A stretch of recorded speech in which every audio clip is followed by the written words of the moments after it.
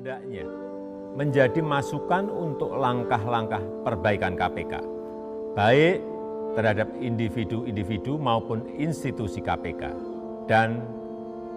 tidak serta-merta dijadikan dasar untuk memberhentikan 75 pegawai KPK yang dinyatakan tidak lolos tes. Kalau dianggap ada kekurangan, saya berpendapat masih ada peluang untuk memperbaiki melalui pendidikan kedinasan tentang wawasan kebangsaan dan perlu segera dilakukan langkah-langkah perbaikan pada level individual